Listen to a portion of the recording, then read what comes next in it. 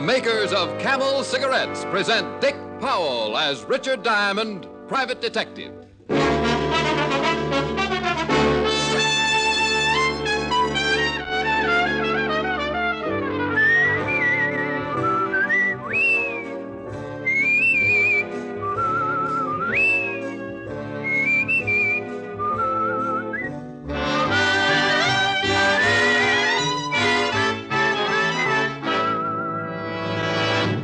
Steady pack after pack smoking is the only sensible way to tell how a cigarette will get along with your throat. In a test from coast to coast, hundreds of people smoked only Camels for 30 days. Noted throat specialists made weekly examinations and reported not one single case of throat irritation due to smoking Camels.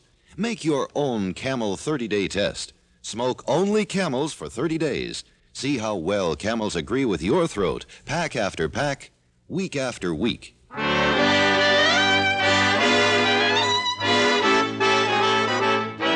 Here transcribed is Richard Diamond, Private Detective, starring Dick Powell.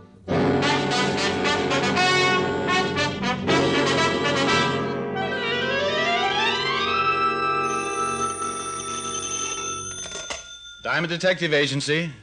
Help. Rick, what's the matter? Just that, Helen, dear. Help.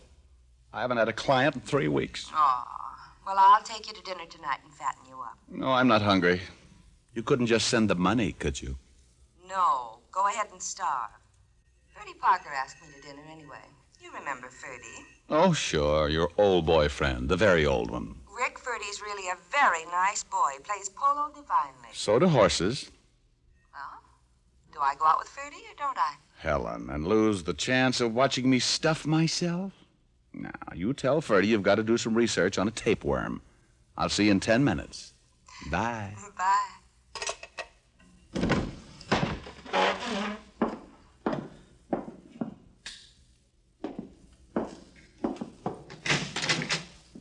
Diamond? That's right, but I'm leaving now. Come back tomorrow. This won't wait till tomorrow. My name's Duke Crandall. How do you do? Pretty well in the dark.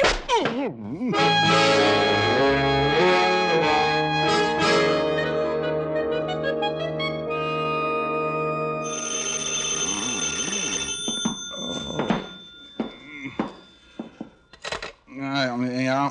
Rick, dear, I know it's a nasty habit, but I get so annoyed when people keep me waiting over an hour. Oh, hello, Helen. Yeah. Well, I took a nap. That's nice. Bye. Honey, now wait a minute. 13 guys just beat me up. What did he look like? Well, he was very big and it was dark and I couldn't see him. Maybe it was Ferdy Parker. He's really a brute at heart. No, this guy was breathing. Rick, did someone really hit you? Honey, I may be kidding, but this bump on my head isn't. But why? The man didn't just walk in and hit you for no reason at all, did he? No, it's a hobby. Rick. Helen, if you don't believe me, just sit tight. I'm going down to the 5th Precinct to see Walt Levinson. I'll drop around and show you my bruises.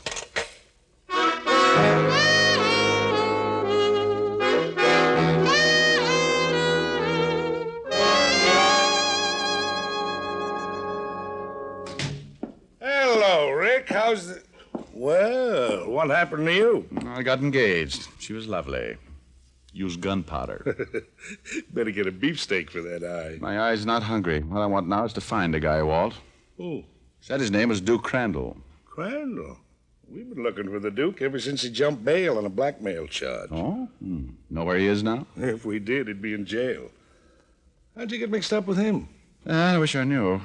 He just came into the office and sold me a fistful of dreams. You, sure it was the Duke? What'd he look like? Oh, I couldn't see him too well in the dark. He was a big guy. Wore a flashy plaid overcoat. Yeah, the overcoat fits. Duke's a natty dresser. You can look over his record for yourself, Rick. No. You, say you're looking for this guy? Yeah, he's somewhere in the city. It's anybody's guess where. What about this blackmail charge? He was, bleeding a city official. Duke used to work for Benny Rathman, the gambler. Some think Benny was behind it, but Duke's the only one we could grab off. Who put up his bail? Rathman? Yeah. Until now, we thought maybe Benny had killed Duke after he bailed him out, so he couldn't pin the job on him. Here's a package. Don't worry, he's still alive. I got the bruises to prove it. What about this Benny Rathman? You think he'd know where Duke is? Hard to say. If he did, I think he'd try and get rid of him. See, the DA's been trying to pin something on Ben for a long time. And if we find Duke and Benny is implicated in the blackmail, it'll be the DA's meat. Oh, I catch. So if Duke's smart, he let Benny bail him out and then goes in hiding before Benny can get to him. That'll make him twice as hard to find. You're really going looking for him, huh? Yeah, might as well. I don't mind getting slugged, but I'd like to know the reason why. Thanks, Walt. I left the 5th Precinct and hailed a cab. The fresh air made my head feel better, but my pride hurt all the way to the Blue Chip Club, owned and operated by Benny Rathman. As we pulled up, I lit a Camel, came to a little, and when I walked inside the club, I found a dissipated pianist playing worn-out love songs on a worn-out piano.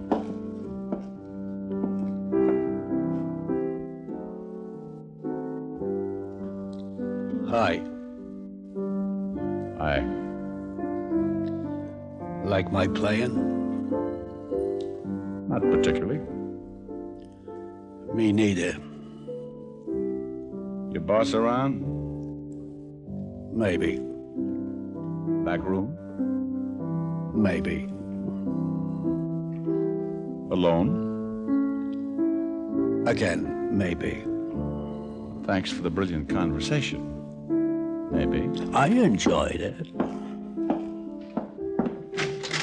Hey. Hello, Benny. Well, Diamond. Don't you ever knock? Only a gender, I mean. Well, grab a chair. Not every day we get a visit from thee, Richard Diamond. Well, roll down your sleeves. Your goosebumps are showing. I'm allergic to stupid remarks. Benny, Duke Crandall used to be on your payroll. Where is he now? Looking for the Duke, eh?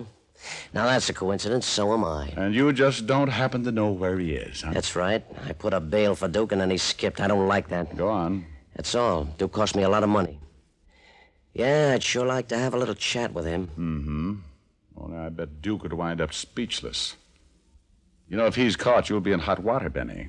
So, I've been in hot water before. Not recently, I'll bet. Keep it up. I may grow to hate you. I'll work on it. Look, Diamond, that blackmail rap's all Duke's. I'm an honest businessman. For that line, you should be a comedian. Benny, did Duke ever mention my name around here? Maybe. He used to swear a lot. Oh, very funny. Why all this interest in Duke, Snooper? I owe him something, that's all. I'd like to pay my debts. Oh, gee, I'm sure sorry I can't help you, pal. Save the tears till I leave, Benny. Wait a minute. Here. What's this? The address of Duke's old girlfriend, name's Patty Carroll. She won't talk to me, but maybe she'll help you. It's worth a try. And if you should locate the Duke, let me know, huh? I'd still like to have that little talk with him. Maybe I will, if he's in any condition to talk.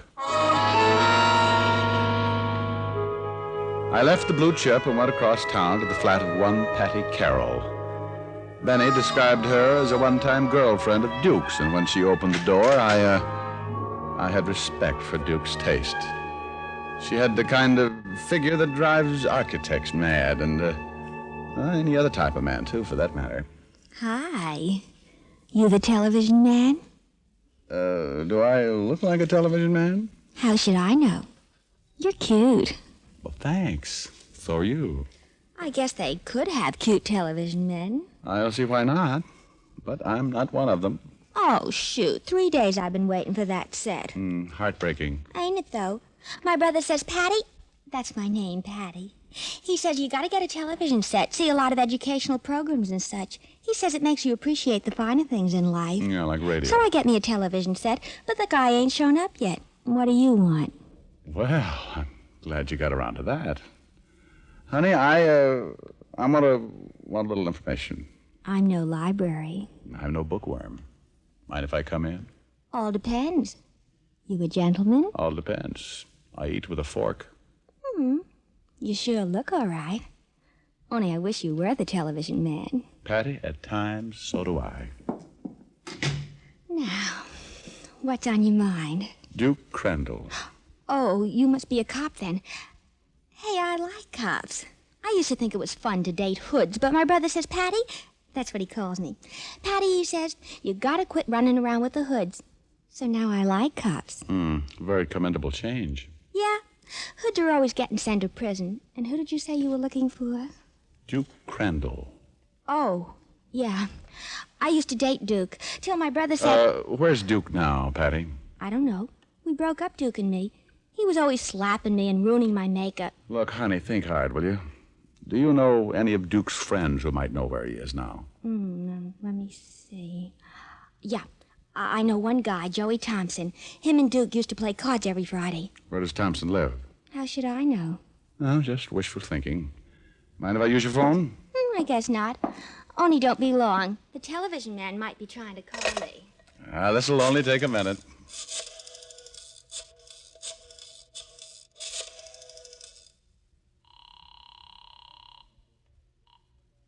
Homicide, Lieutenant Levinson. Well, I got a problem. Oh. You know a guy named Joey Thompson? Thompson? I know a Charlie. Oh, yeah, Joe Thompson. Yeah, I know him. Used to be a small-time pickpocket. Where can I get in touch with him? Last I heard, he had a legit job. Runs a watch repair shop on Fountain Street. You can get the address in the phone book. Thanks, Walt. Call you later if anything develops. And thank you, Patty. You leaving? Don't you want to stay and watch television when it gets here? Oh, no, thanks. No. All that violence makes me nervous. Well, drop in again anytime. Hoppy goes on at 8, doesn't he? Patty had few brains and many curves and was the type you hated to leave. But Joey Thompson might lead me to Duke Crandall. And curves can be dangerous if you don't watch your speed, I always say. The hall outside Patty's rock, and as I walked down it, I had the strangest feeling that someone was behind me. 2 seconds later, the strange feeling became one I was thoroughly familiar with. Oh, the wall spun around, and I spun with them. But on the way down, I caught sight of what had hit me. An ugly blackjack held by an ugly hand sticking out of the prettiest plaid overcoat you ever saw.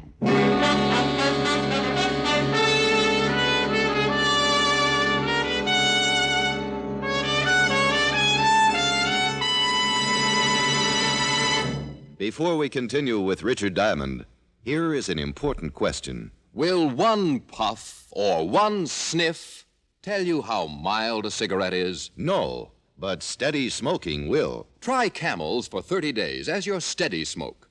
Enjoy Camel's rich, full flavor. Let your throat tell you how mild Camels are. Pack after pack, week after week. Hundreds of men and women from coast to coast made the Camel 30-day test under the supervision of leading throat specialists who examined their throats every week. Those throat specialists reported not one single case of throat irritation due to smoking Camels. Start your own Camel 30-day test tonight. You'll get day-in, day-out proof of Camel's mildness and flavor. And you'll know why, after all the mildness testing of recent years, Camel leads all other brands in popularity by billions. How mild, how mild, how mild, how mild, how mild can a cigarette be? Smoke Camels and see. And now, back to Richard Diamond, Private Detective, starring Dick Powell.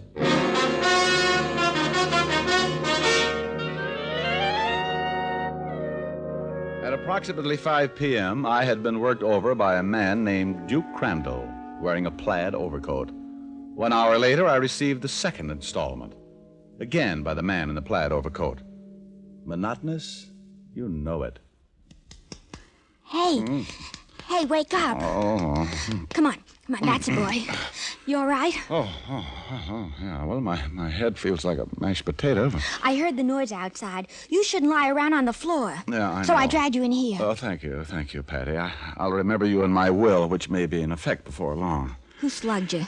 Your old boyfriend, Duke Crandall. Ooh, that bully. What's he got against you? That's what I want to find out. Here, let me fix that ice pack. No thanks, honey. Hey, now, you shouldn't get up now. I know. I like to show off. Where's your phone book? Over there. Thanks. Now, let's see. Patty, what does T come after? I should know. Oh, here it is. Thompson Watch Repair, 19 Fountain Street. You gonna see Joey? That's the general idea. I bet he won't talk to you. He can smell a cop a mile away. Well, they can't shoot me for trying. On second thought, maybe they can. Besides, maybe Duke ain't even in town. Maybe he's gone back to Arkansas. No, he's still around. What did you say? I said maybe Duke's gone back to Arkansas. That's where he came from. Does Joey Thompson know that? I guess so. Duke's always blowing about it. Thanks again, Patty. Okay. Say, you ain't gonna drive in that condition, are you? Of course. I'm too dizzy to walk. I stepped out into the hall. This time I looked carefully around to make sure no plaid overcoats were following me. The hall was empty, and immediately my head felt better. 10 minutes later, I arrived at Joey's watch repair shop on Fountain Street. I stopped outside, pulled my pants up too high, turned my hat rim back, and then went in.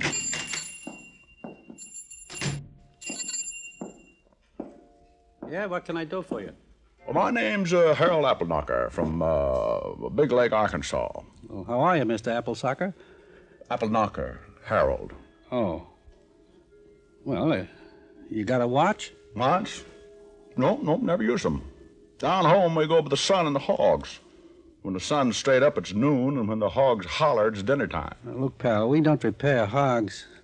Now, what do you want? Well, sir, I'm looking for a fella named Crandall. What's that fella's first name? Something like Prince or King or, I don't know. It's one of them royalty fellas. Duke, maybe? That's it, Duke. That's the fella. You got the wrong place. Now, beat it. Oh, doggone it, that's what everybody tells me. Sure wish I could find that fella, give him his money, and go back home. The city life is killing me. Did you say money? Yeah, that's what I said, money. Plain as could be. You see, my cousin Josh is one of them lawyer fellas, and this Duke fella's uncle died and left him some money. Uncle Josh sent me up here to find him, and doggone, I sure wish I could. How much money? Friend, I don't rightly know. But Uncle Josh says it's enough to buy a poke of pigs, 2 or 3 farms. That'd be a lot, huh? Sure would be, friend, sure would be. Duke could use some dough. You sure you're on the level? Well, I think so. Had to come up a hill to get here, but I do believe Never mind. You got the money for Duke? Nope, but I got this here paper I'm supposed to watch him sign, and then Uncle Josh will send him the money. Well, wait a minute. You stay right there.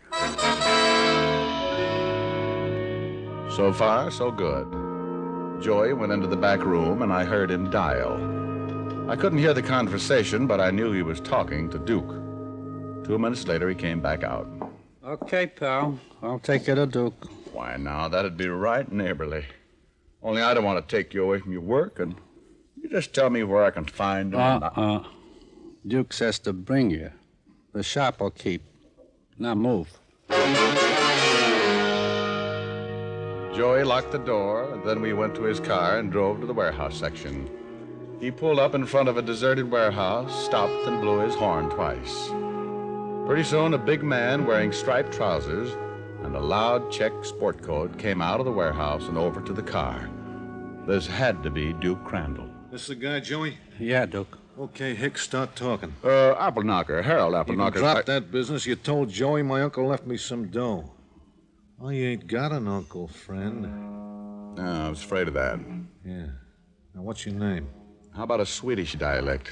Got any uncles in Sweden? Well, you see, Duke, I told you over the phone he was a fake. Yeah, it's good work, Joey. Now, get out, bud. I want to know why you were looking for me. I didn't know where you were. Get out, he said. Oh, all right. Maybe somebody followed this bird, Joey. Drive back up the alley and keep a lookout. I'll take care of him. Right, Duke. In the warehouse, Buster.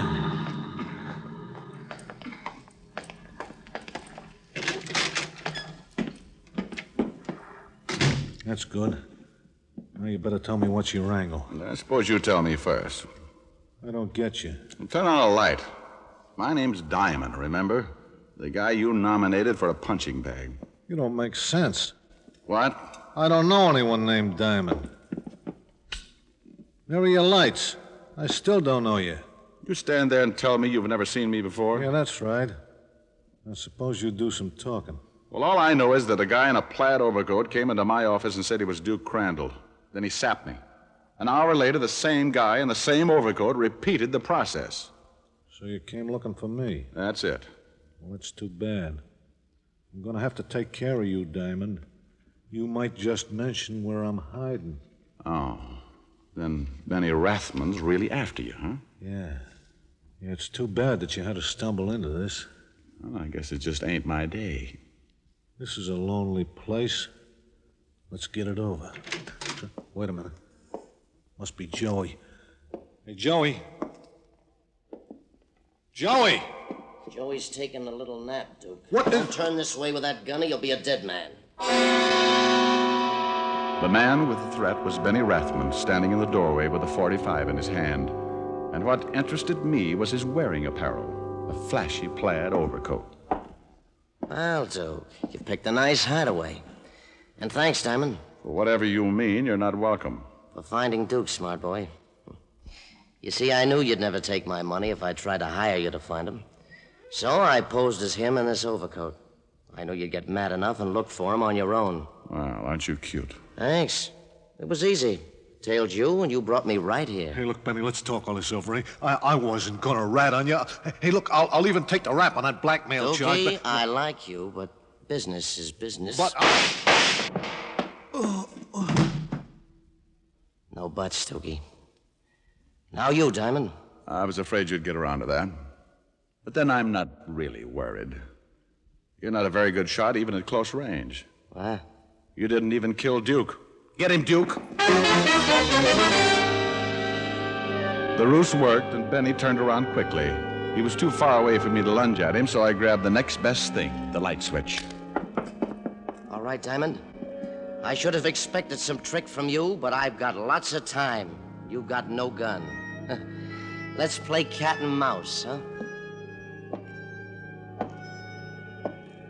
I crouched behind some crates as Benny came closer. He was right about the gun. I felt as helpless as a rabbit in a traffic jam. And then I noticed there were 3 crates piled on top of the one I was behind. It was a long chance, but better than none at all. Benny got closer, and I waited.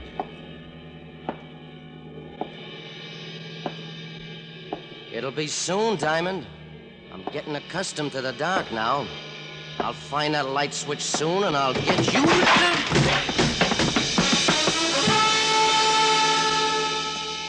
The crates hit Benny and knocked him off balance. I raced out and lunged in the general vicinity of a plaid overcoat. My left hand caught a flabby stomach, and the gun went clattering to the floor. Then my free right hand went hunting for a bobbing head. It found it.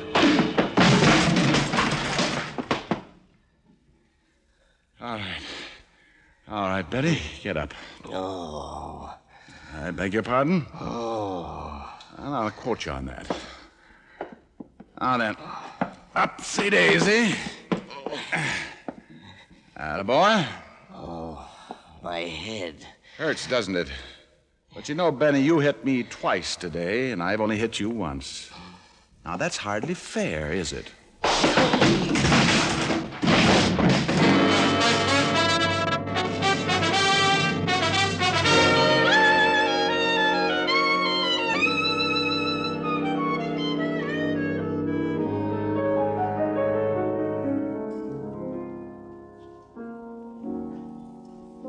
How's your eye? Oh, still at half-mast. Here, put this steak on it. That? That's a whole cow. You could feed a family with that thing. Now stop clowning and put it on your eye. All right. Notice anything different? Yeah, it covers my whole face. No. I mean about me. No. New dress? New hairdo? Well, you're too young for new teeth. I give up. New perfume. Smell. Nice. Yeah. What's the occasion? Oh, after you broke the dinner date, Ferdy Parker dropped in for a little while. Oh, good for Ferdy. Did he make it under his own steam? Oh, Rick, aren't you even a little bit jealous? Of course not, honey. I'm broad-minded. You mean thick-skulled. Oh, Helen, dear, I was only kidding. I noticed something different as soon as I came in. Oh? Yeah. You finally got your piano tune. Rick! When we are dancing and you're dangerously near me, I get ideas. I get ideas. I want to hold you so much closer than I dare to. I want to scold you 'cause I care more than I care to. And when you touch me and there's fire in every finger, I get ideas. Oh, I get ideas. And after we have kissed goodnight and still you linger, I kind of think you get ideas too. Your eyes are always saying the things you're never saying. I only hope they're saying that you could love me too. For that's the whole idea, it's true. That lovely idea that I've fallen in love with you. Rick. Mm-hmm. I'm also wearing a new lipstick. Why, Helen, aren't we full of surprises tonight? Come here. And people feel sorry for me when I get beat up.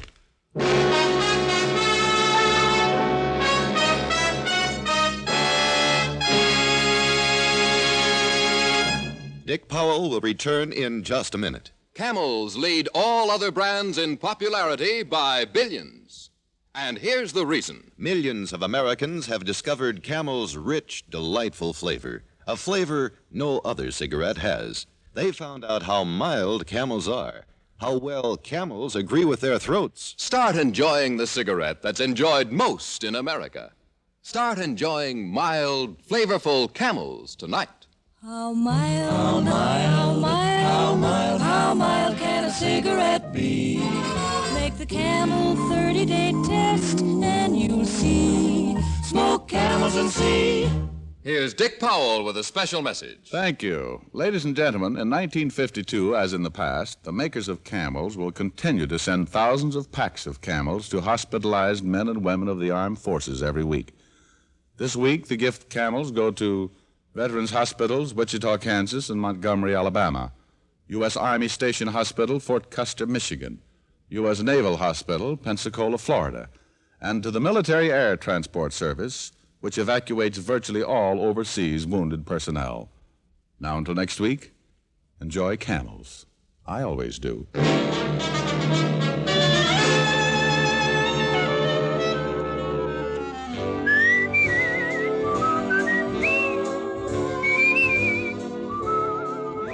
Dick Powell can now be seen starring in the Universal International film You Never Can Tell. Tonight's transcribed adventure of Richard Diamond was written by Dick Carr with music by Frank Worth. Our director was Nat Wolfe.